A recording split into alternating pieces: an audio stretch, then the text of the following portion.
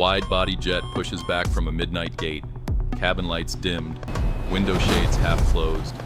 For most travelers on board, this is just another overnight flight, a 6-hour hop from a Southeast Asian hub to a busy capital in northern China. Phones switch to airplane mode, seatbelts click, engines spool up. The idea that a modern airliner can simply vanish feels as remote as sailing off the edge of a flat Earth.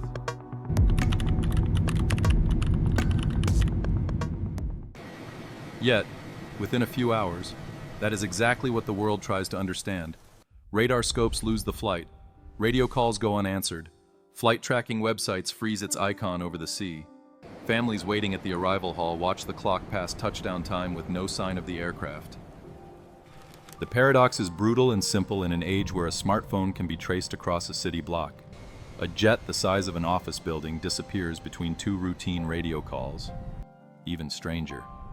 Engineers later find that a satellite constellation keeps hearing faint electronic handshakes from the airplane long after air traffic control believes it is gone.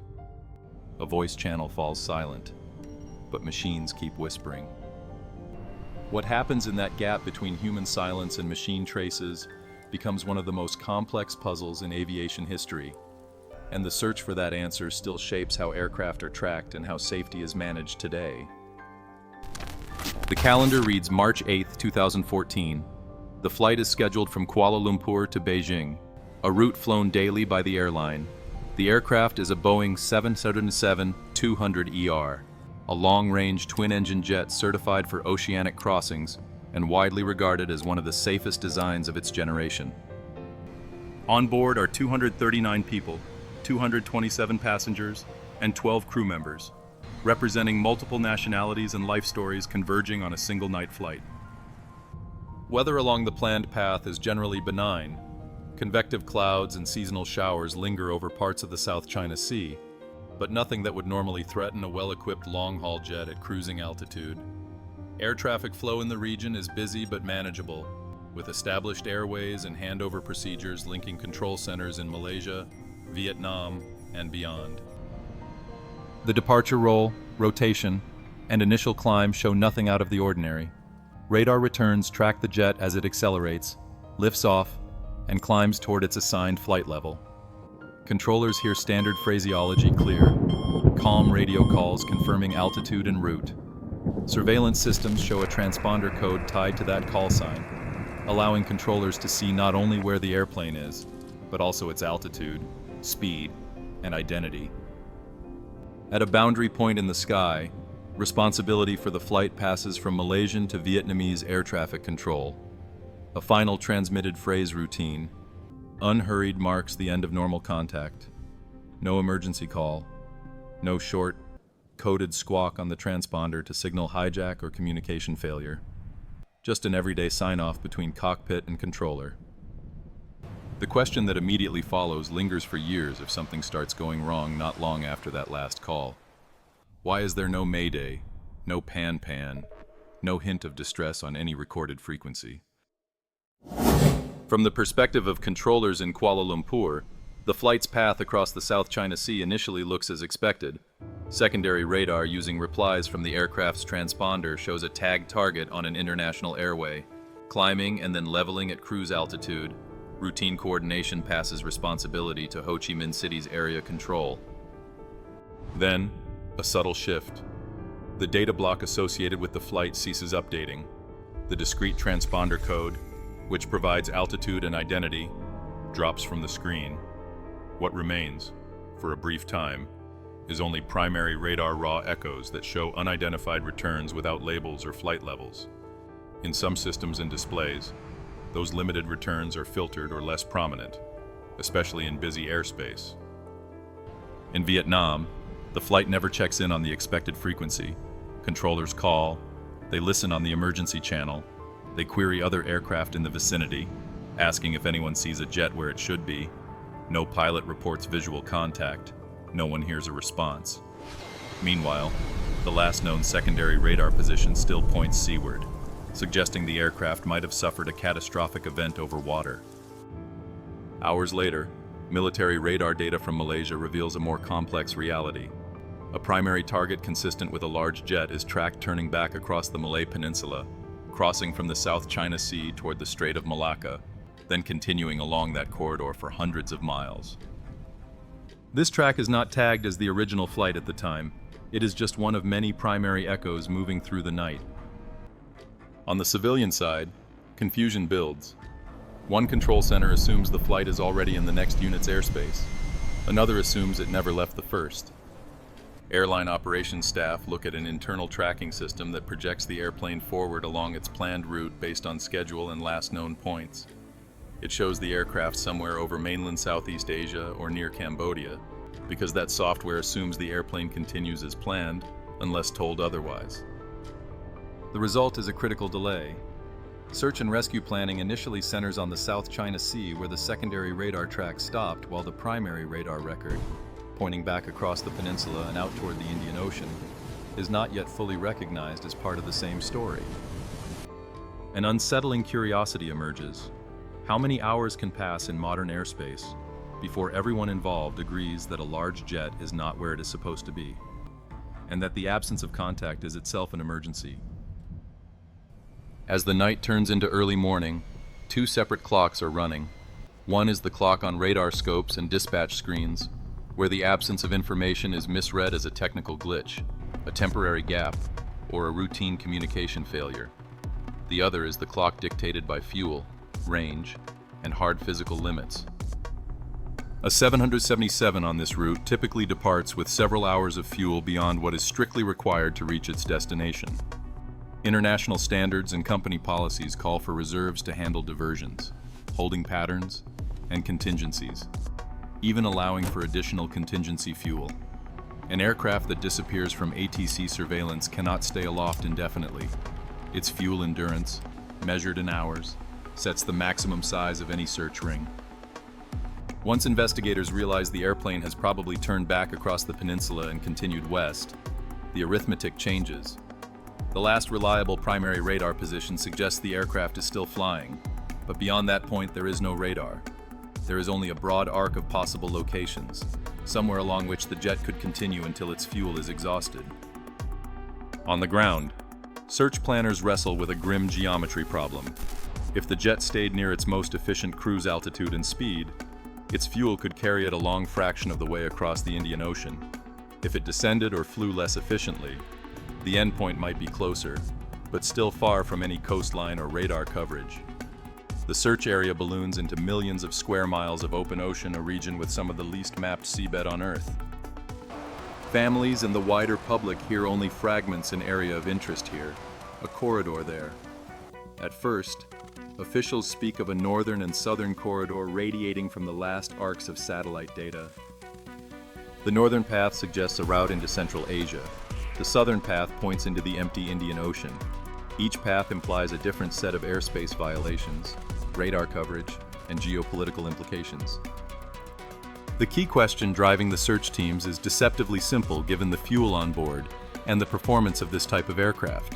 Which path is physically more consistent with the satellite data and with all known radar traces? The answer pushes the world's attention toward an isolated stretch of Southern Ocean that almost no passenger on that original flight would ever have imagined as part of their journey. To understand why investigators end up focusing on that remote stretch of ocean, it helps to step back and look at the mesh of systems meant to keep track of a modern airplane. The first layer is conventional radar. Primary radar sends out pulses and listens for echoes, giving controllers the bearing and approximate range of any object big enough to reflect the signal. Secondary radar, or SSR, interrogates transponders on aircraft, which respond with coded messages containing identity and altitude. Secondary returns are cleaner and richer in information. So many civil radars rely mainly on those replies for tracking. The second layer is communications and reporting through systems like ACARS, a digital network that allows airlines and aircraft to exchange short messages about maintenance status, position reports, and operational updates. ACRs can ride on VHF radio or satellite links, depending on where the airplane is. If a company flight following system is configured to use position reports from ACRs, it essentially builds an internal track of the flight. A third, Less obvious layer is satellite communication itself. The aircraft involved in this disappearance carries a satellite data unit that talks to an Inmarsat satellite parked high over the equator, even when no ACR's messages are scheduled. The terminal periodically exchanges low-bandwidth handshakes with the ground station to confirm it is still logged on. Those handshakes become crucial. Engineers in the days after the disappearance examine logs from the satellite ground station in Perth. They notice that, long after the flight stops talking to air traffic control and stops sending scheduled ACARS messages, the satellite system still records a series of hourly log-on interrogations and responses simple. Are you there? Exchanges culminating in a final, partial handshake. Each handshake includes two pieces of information that can be turned into clues. The first is how long the signal takes to travel between satellite and aircraft, the burst timing offset. That delay, combined with the known position of the geostationary satellite, defines a ring of possible distances on the Earth's surface and arc, not a pinpoint. The second piece is subtle, the small shift in frequency caused by the relative motion between aircraft and satellite, known as burst frequency offset. It is a Doppler effect problem. If the aircraft moves toward or away from the satellite's line of sight, the frequency of the returned signal shifts slightly. By modeling how that shift would look for different paths, one heading north, another south, engineers can test which family of routes better matches the recorded data. A helpful analogy is listening to a train whistle in the dark. If the pitch rises, the train is moving toward the listener. If it falls, it is moving away. The satellite's ears are far more precise than human hearing, but the principle is similar. Over several hours of handshakes, the pattern of frequency shifts strongly favors a track into the southern Indian Ocean, not toward the north. Still, one mystery remains unresolved by physics alone. What kind of end-of-flight scenario best fits the final burst of data, an orderly glide under control, or an uncontrolled descent after fuel exhaustion? That question will occupy investigators and independent experts alike for years, because the answer influences where along the final arc search teams choose to look. Technology can show where the airplane likely travels. It cannot, by itself, explain why. For that, investigators turn to the human side, the cockpit crew, cabin crew, controllers, airline dispatchers, and the chain of decision-making that surrounds the flight before and after it leaves the gate. Inside the cockpit, two qualified pilots manage the departure and early cruise. The official investigation reviews their training records, medical histories, duty schedules, and recent behavior. It interviews colleagues, examines simulator logs, and looks for patterns of stress, financial strain, or ideological factors that might suggest intent. The 2018 Safety Investigation Report ultimately concludes that the aircraft's course deviation and subsequent maneuvers are consistent with deliberate inputs, but it stops short of identifying any individual as responsible or assigning motive. Outside the aircraft, human factors cascade in more visible ways. Controllers in Kuala Lumpur and Ho Chi Minh City follow their own procedures and assumptions. When a flight fails to make contact after a boundary crossing, the receiving controller may first assume a radio problem, not a structural failure or hijack. When an airline operations center sees its internal system still projecting the flight along its planned route, staff may hesitate to declare a crisis without contradictory evidence. Plan continuation bias. The tendency to assume that things will continue as planned can be powerful in complex systems. The investigation highlights multiple opportunities where earlier recognition of an abnormal situation might have accelerated search and rescue activation. It notes, for example, that the absence of a transponder code and the failure to establish contact within a defined time window should trigger a more urgent response. It also points out coordination gaps between neighboring control centers and the lack of a clear, shared picture of the flight's status in the crucial early hours. Meanwhile, public speculation fills the vacuum left by the absence of a recovered wreckage. Mechanical failure scenarios are proposed sudden decompression, an onboard fire, or a cascading electrical event that disables communications while leaving the aircraft flyable for some period. Others propose hijack or unlawful interference scenarios, ranging from conventional hostage-taking to more exotic plots. Some frame the incident as a mass murder-suicide by a crew member. Others insist that this is an assumption built on stigma rather than evidence. Each category of theory must account for the same hard facts: a clean departure, a turn back across the peninsula, continued flight for several hours, no verified distress call, and satellite handshakes that end near a remote oceanic arc. Any credible explanation also has to reconcile those facts with security screening records, cockpit door procedures, and the absence of any group claiming responsibility. One particularly thorny question remains: if the flight path suggests deliberate navigation choices early on, how can that be reconciled with what appears, from the satellite data, to be a high-rate, uncontrolled descent at the end? Is it possible for a single event to contain both controlled and uncontrolled phases? Or is something else going on during those last minutes? In July 2018, after more than 4 years of work and extensive cooperation with Australian, Chinese, French, and other authorities, the Malaysian ICAO Annex 13 Safety Investigation Team releases a 495-page final safety report. The document is exhaustive in its collection of radar data, satellite logs, crew records, and wreckage analysis. It is also candid about what cannot be known without the cockpit voice recorder and flight data recorder. The report confirms key elements of the flight's path. Secondary radar surveillance is lost less than an hour after takeoff. Military primary radar shows an aircraft consistent with the missing jet turning back, crossing peninsular Malaysia, and then tracking northwest along the Strait of Malacca before leaving radar coverage. Satellite handshakes continue for nearly 6 more hours, defining a series of arcs that, when combined with performance and fuel estimates, constrain the likely end region to an area of the southern Indian Ocean west of Australia. Australian-led search efforts, guided by the ATSB, cover approximately 120,000 square kilometers of seabed along those arcs, using towed sonar and autonomous underwater vehicles. They map underwater terrain that had never been charted in detail before: ridges, canyons, and plateaus thousands of meters below the surface.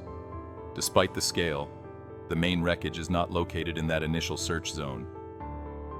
The ocean itself, however, begins to deliver physical evidence. Starting in 2015, pieces of marine debris wash up on beaches in the western Indian Ocean on Reunion Island, Madagascar, Tanzania, and the African mainland. As of late 2017, investigators catalog at least 20 pieces that they assess as very likely or almost certain to come from the missing 777, including a flaperon, flap section, interior panels, and cabin components. The distribution of debris, when combined with drift studies by oceanographers, points back toward a relatively narrow segment of the final satellite arc. Those drift models also help close a lingering curiosity. Why does debris appear where it does? And what does that imply about the nature of the impact? Simulations suggest that a high-energy impact somewhere along the southern arc, without a prolonged surface drift of intact fuselage, is consistent with the timing and locations where fragments are eventually found.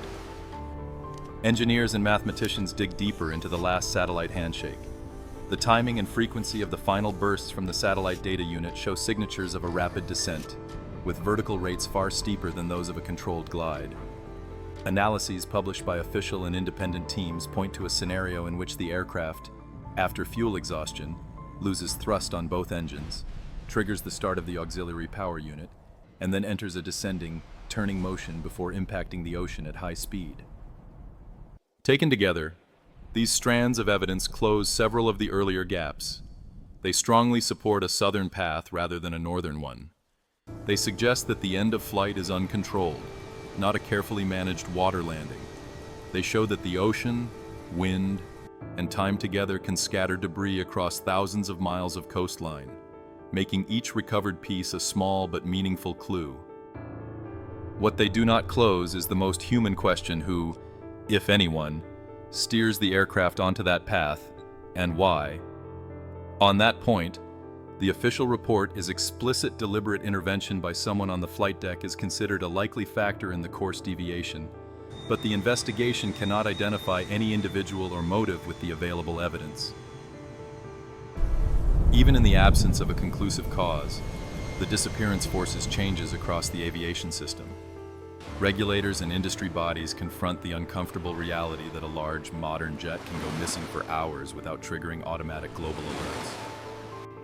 The International Civil Aviation Organization, ICAO, and other authorities move toward new standards for global flight tracking, known as GADIS, Global Aeronautical Distress and Safety System, which call for more frequent position reporting, especially over oceanic and remote regions. Satellite-based ADS-B surveillance, which continuously broadcasts aircraft position to space-based receivers, begins to complement conventional radar in many parts of the world.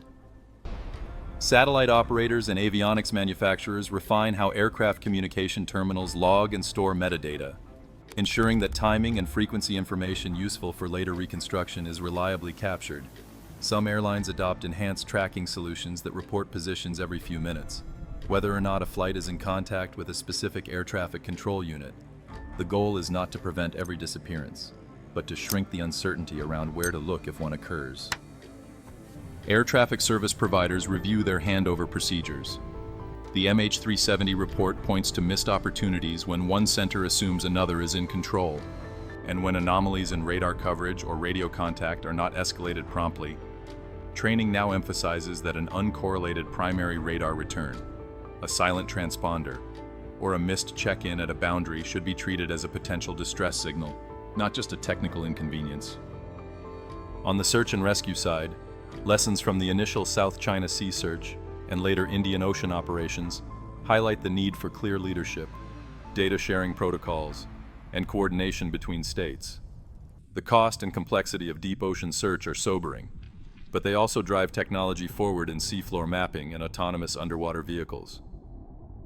The story does not end with the 2018 report.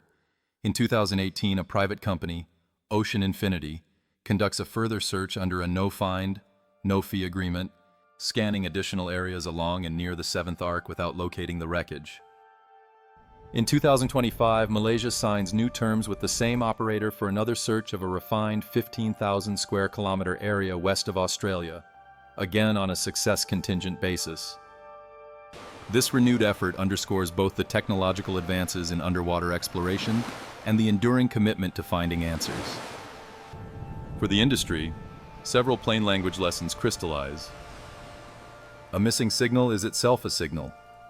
When a radar return, radio call, or data report disappears unexpectedly, the safest assumption is not that the system is glitching, but that the aircraft may need help.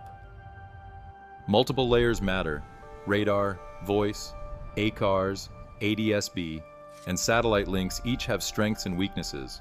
Relying too heavily on any one channel can leave blind spots. Time is precious. The first hours after a loss of contact set the trajectory for search and rescue. Delays and assumptions can add thousands of square miles to the eventual search area. Families need clarity and honesty. In any major accident, technical answers and human support go hand in hand. Transparent communication is as critical as sonar and satellites. These lessons do not erase the loss, but they help ensure that future flights benefit from what this mystery has forced the world to learn. Looking back across the decades since the disappearance, the story of this flight becomes a story of gaps slowly closing and one gap that stubbornly remains. The initial paradox, how a modern jet can vanish between two ordinary radio calls, finds a partial answer in the seams between systems. Surveillance coverage is not truly global. Some stretches of ocean and remote land have limited radar. Some handovers between control centers rely heavily on assumptions. When routine expectations collide with an unusual event, the system can be slow to pivot from probably fine to something is wrong. The absence of a mayday or hijack code remains troubling, but there are plausible explanations that do not require conspiracy. Sudden incapacitation, loss of communication, capability, or deliberate withholding of distress calls are all consistent with parts of the evidence. Without recorders, no narrative about those final cockpit minutes can be stated as fact, and responsible investigators resist filling that silence with imagined dialogue. The question of why search and rescue starts in the South China Sea while the airplane almost certainly ends in the southern Indian Ocean is answered by the progressive unveiling of data. First, controllers rely on the last secondary radar point, Later, primary radar tracks become available and are correlated. Days after that, satellite engineers extract path information from handshakes that were never designed for navigation. Each layer narrows the possibilities, but at the cost of lost time. Satellite handshakes, once an obscure maintenance function, are now recognized as a powerful forensic tool. Burst timing offset defines arcs. Burst frequency offset indicates motion along those arcs. These concepts close the gap between a rough region and a focused search zone, and explain why attention shifts decisively to the south. The nature of the final descent, inferred from the last burst of satellite data, closes the debate between a gentle ditching and a high-energy impact. The steep inferred descent rate and lack of continuous communication strongly favor an uncontrolled end rather than a carefully managed sea landing. Combined with drift-validated debris findings, this supports the conclusion that the aircraft breaks up on impact somewhere along the southern arc, with most of the wreckage sinking beyond reach of all but the most intensive deep-sea search. What does not close is the inner circle of the story, intention, and motive. The official report, independent experts, and subsequent analyses converge on the likelihood that flight controls are deliberately manipulated to take the jet off its planned path. But the evidence trail ends short of the human reason behind those manipulations.